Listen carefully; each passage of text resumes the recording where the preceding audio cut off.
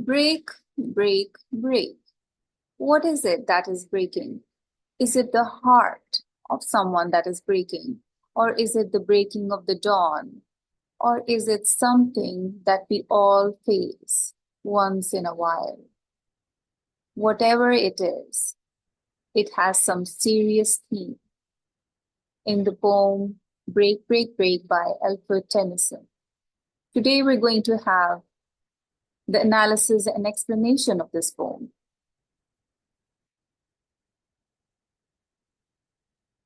Now, before we start, let's see about something about the poet, Alfred Tennyson, born in August 1809 till 1892. This is the Victorian age. And he was an English poet who was also given the position of a poet laureate. Now, who is a poet laureate? This is a position appointed by the monarch of the United Kingdom on the advice of the Prime Minister, and the role is to write verses for significant national occasions. तो poet laureate क्या होता है? ये कौमी events जो होते हैं, कौमी किसी भी किस्म के ओकेजन्स या मौके होते हैं, उन पे फिर लिखते हैं, पोइट्री लिखते हैं उन पर. So let's talk about the theme. We have the theme of the loss of permanence, loss and permanence, impermanence, sorry.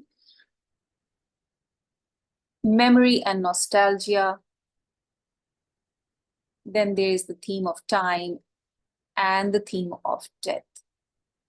So loss and impermanence, this talks about the fleeting nature of life, which is deeply troubling.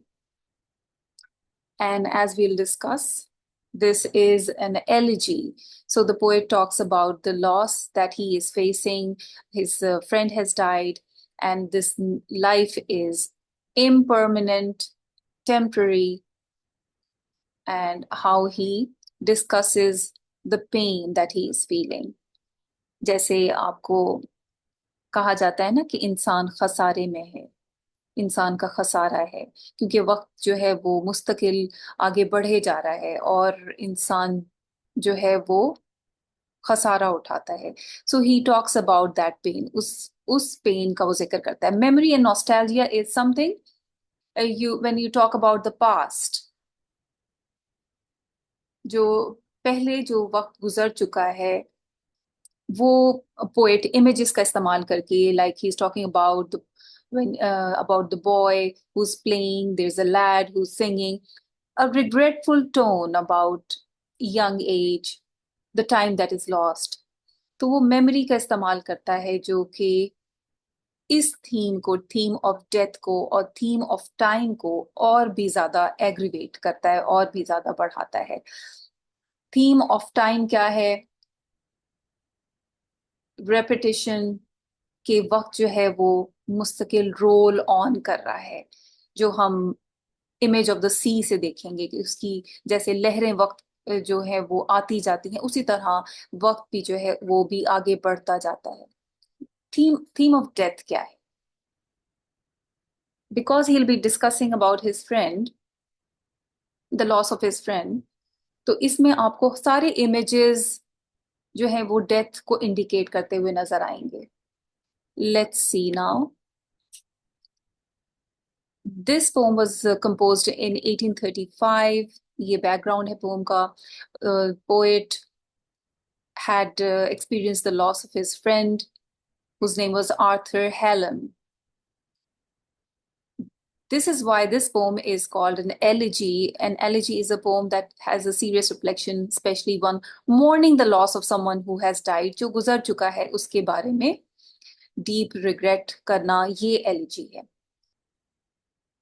अच्छा, meanings देख लेते हैं. दाई, you in Old English, bay, gulf or deep inlet of the sea, जो समंदर का किनारा होगा, that is bay. stately, grand, majestic, बहुत ऊंचा, अजीम कोई चीज. Haven is a place of safety and refuge. एक पनागा. Crag, a steep or rugged piece of rock. पथरीला पथरीली जगह है, पत्थर है. Tender is showing gentleness, kindness, or affection. Affections can be tender, यानी नाजुक, delicate. Vanished is disappear, किसी चीज का गायब हो जाना. Grace is elegance. Let's come to the first stanza. Break, break, break. There is the repetition of the word break, and this is also an alliteration, क्योंकि आपको साउंड भी repeat हो रहा है, इवन वर्ड भी रिपीट हो रहा है. और रेपिटेशन आप कब करते हैं? जब आपको कोई चीज को स्ट्रेस देना होता है. So something that is on the mind of the poet, जो कि वो बार बार रिपीट कर रहा है कि इसको break break break. On thy cold grey stones O sea, समंदर, अपने जो पत्थर हैं उन पे ब्रेक करो. And I would that my tongue could utter the thoughts that arise in me. तो स्पीकर एड्रेस किसको कर रहा है, किससे बात कर रहा है? समंदर से कर रहा है, जो हम आगे पढ़ेंगे कि ये अपोस्ट्रोफी है. ठीक है, ये आपका पोएटिक डिवाइस यहाँ पे जो यूज हो रहा है वो अपोस्ट्रोफी है, जो कि जो कोई चीज गैर मौजूद हो या फिर नॉन लिविंग हो, उससे जब मुखातिब होते हैं, दैट्स कॉल्ड अपोस्ट्रोफी. और वो क्या कह रहा है कि कोल्ड ग्रे स्टोन्स हैं. अब ये दोनों images, cold and grey, this indicates lack of warmth, lack of life, है ना. तो इसका मतलब कि एनवायरमेंट या टोन जो है उसकी, पोएट की, वो एक तरह की इट्स वेरी सैड, कि हर तरफ एक सर्द महरी है और ग्रे कलर्स हैं, कलरलेस है. तो यहाँ पे ब्रेक करो समंदर अपनी लहरों, ये लहरों को, इन स्टोन्स पे. And I would that my tongue could utter, और मैं ये ख्वाहिश करता हूँ कि मेरी जबान अदा कर सके कुछ अल्फाज जो मेरे जहन में उठ रहे हैं, the thoughts that arise in me. So we see the inability of the poet to express himself. The speaker addresses the waves of the sea in grief and frustration. क्योंकि वो repeat हो रहा है ना word brief, brief, break, break, break. That is out of frustration, telling them to crash against the rocky shore again and again. Watching this happen, the speaker yearns. He desires, उसको अंदर ये ख्वाहिश है, for the ability to express troubling thoughts that won't go away. जो उसको तंग कर रही हैं, जो उसकी जहन में thoughts, वो नहीं जा रही हैं, इसलिए वो उनकी ख्वाहिश कर रहा है. Second stanza says, oh well. और हाँ, इस फर्स्ट स्टैंजा में आपको क्या है? ग्रीफ है, एक्सप्रेसिबिलिटी ऑफ सॉरो है, आइसोलेशन है. और सेकंड स्टैंजा क्या कह रहा है? O well for the fisherman's boy that he shouts with his sister at play. Oh well for the sailor lad that he sings in his boat on the bay. Fisherman का बेटा है जो कि वहां पे चीख रहा है, बातें कर रहा है, खेल रहा है अपनी बहन के साथ. और एक सेलर जो वहां पे समंदर पे सेल करता है boats, lad is a boy, वो क्या कर रहा है? वो गाना गा रहा है बोट में, ऑन द बे, समंदर के किनारे में. तो यहाँ पे एक आपको कॉन्ट्रास्ट नजर आएगा, पोएट की अपनी फीलिंग्स ऑफ सॉरो, और उसके इर्द गिर्द एक खुशी का माहौल है जहाँ बच्चे खेल रहे हैं और एक सेलर गाना गा रहा है और अपने काम में मगन है. लेकिन एट द सेम टाइम उसमें एक कॉन्ट्रास्ट है. कॉन्ट्रास्ट क्या होता है? एक बिल्कुल एक बरक्स एक चीज है. पोएट का सॉरो है, उसका दुख है, और दूसरी तरफ खुशी है. तो ये पोएट ने इस्तेमाल किया है, जो कि जक्सटापोजिशन है, और हम आगे इसको डिस्कस करेंगे नेक्स्ट वीडियो में. Looking out onto the water, the speaker watches a fisherman's boy yelling out, shouting out, while playing with his sister, as well as young sailor who sings while sailing in his boat. तो यहाँ पे आपको इस stanza में contrast है personal grief का, इसलिए वो हैप्पीनेस और सॉरो को पे आपका फोकस दिलवाता है. फिर इनोसेंस एंड यूथ. जो एक केयर फ्री लाइफ है बचपन की, और उसके बरक्स क्या है, जो जब आप बड़े होते हैं, मेच्योर होते हैं और आपको जिंदगी की हकाइक का पता चलता है और संजीदगी आती है, तो उसका कॉन्ट्रास्ट है कंटिन्यूटी ऑफ लाइफ। और दूसरी तरफ ये भी है कि जितना भी इंसान कोई गम में हो, दुनिया जो है उसकी एक्टिविटीज चलती रहती है। Let's come to the next stanza. And the stately ships go on to their haven under the hill. But oh, for the touch of a vanished hand and the sound of a voice that is still. Stately हमने पढ़ा था, grand and majestic, बहुत बड़े से ships हैं, वो आगे जा रहे हैं, they're going on, चले जा रहे हैं कहाँ पे? refuge की तरफ, एक पनाहगाह की तरफ, जो उनके लिए खुशी का बायस है, that is under the hill. Now, this can be an indication of moving towards another life. Under the hill, यहाँ पे वो इमेज यूज कर रहा है और उसको इससे डेथ याद आ रही है कि कब्र, जैसे हेवन, अंडर द हिल, कब्र या ग्रेव का उठा हुआ हिस्सा जो है, उसके नीचे एक खुशी की और पनाहगाह है इंसान के लिए। तो स्टेटली शिप्स वहां जा रहे हैं, he is now looking at that ship, क्योंकि वो समंदर के किनारे बैठा है। सेटिंग क्या है आपकी? समंदर है, और आपको पता है उसके उसी पे आपको आसपास शिप्स और बोट्स नजर आ रहे हैं, सेलर्स नजर आ रहे हैं। तो यहाँ पे जब वो स्टेटली शिप्स जा रहे हैं, he is now regretting or remembering the touch of a vanished hand. वो हाथ जो कि डिसअपियर हो गया है, गायब हो गया है, और वो साउंड, वो आवाज जो कि पहले थी और अब वो स्टिल, वो गायब हो चुकी है। he is here mourning.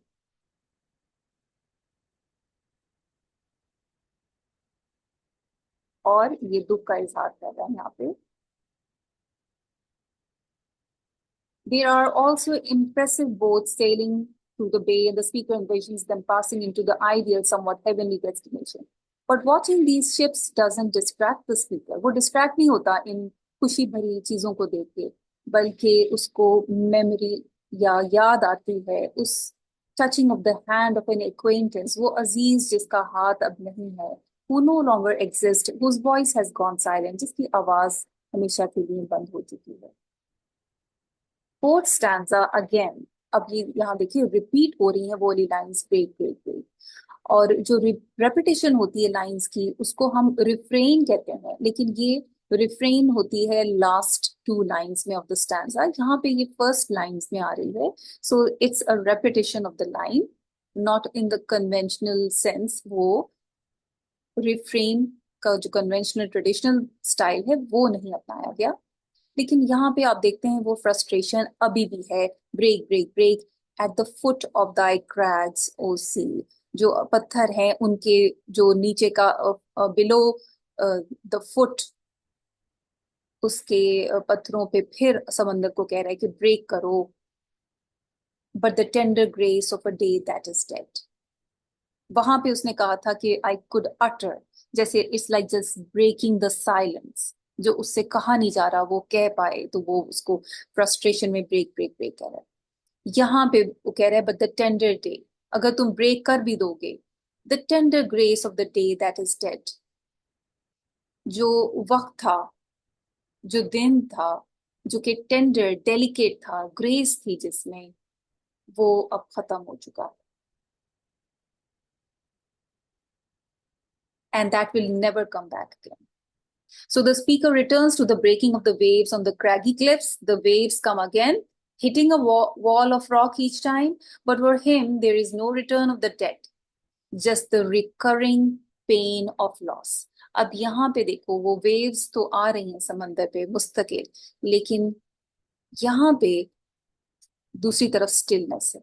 Again जक्सटापोजिशन, यहाँ पे वक्त, डे है, वो मर चुका है जो कि कभी नहीं आएगा, लेकिन एक चीज की कंटिन्यूटी है।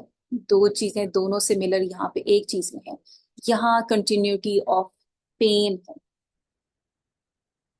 So both the sea and the speaker continue with their useless but repeated action as though there is no choice. So the scene evokes a sense of inevitability and hopelessness. The speaker calls out to the waves as they smash against the cliffs along the shoreline again and again, feeling that the easy happiness of previous days will never return. So let's look at the form. हम form देखते हैं. These are 4 stanzas in the poem, and each stanza has 4 lines. इसको हम कहते हैं quatrain. So ये quatrain है आपका stanza का style, stanza form, और let's see the rhyming scheme. Break. Rhyming scheme में आपने सिर्फ last words के sounds देखने हैं. Are they rhyming? क्या वो match कर रहे हैं आवाज में? Break, see, utter, mean. इसमें break में हम A दे देंगे, C को हम B, other sound है, ये बिल्कुल different sound है. Utter एक और sound आ गया, इसको C दे दिया. A, B, C, me. Now me is rhyming with C, तो हम इसको दोबारा से B दे देंगे. A, B, C and B again. A, C, A, B, C, B. Next को देख लें. Boy, play, lad, pay. Again A, B, C और फिर B. तो दोनों का यही है. और on, hill, hand, still. A, B, C, again B. Break, C, dead me. Break A, B, C and again B. तो इन सब का एक ही पैटर्न आ रहा है. The ABCB rhyme scheme in each stanza may reflect the regularity of the waves. जिस तरह waves एक regular pattern से आ रही हैं, उसी तरह जो rhyme scheme है वो भी उसी pattern से आ रही है. So this is also one of the ways of indicating the regularity of the waves. और the theme of this poem is similar to that of the other poem by Tennyson, that is Farewell. Farewell से इसकी theme काफी हद तक match कर रही है. वो हम नेक्स्ट वीडियो में करते हैं ताकि ये लंबी ना हो जाए. प्लस इसके रिलेटेड क्वेश्चन आंसर्स डिटेल में अभी नेक्स्ट वीडियो में हम डिस्कस करते हैं. This was just the explanation, analysis of the poem. Please subscribe, like, share and comment if you have liked it. और अगर कोई चीज रह गई है तो please let me know so I can add it in the next video. Thank you.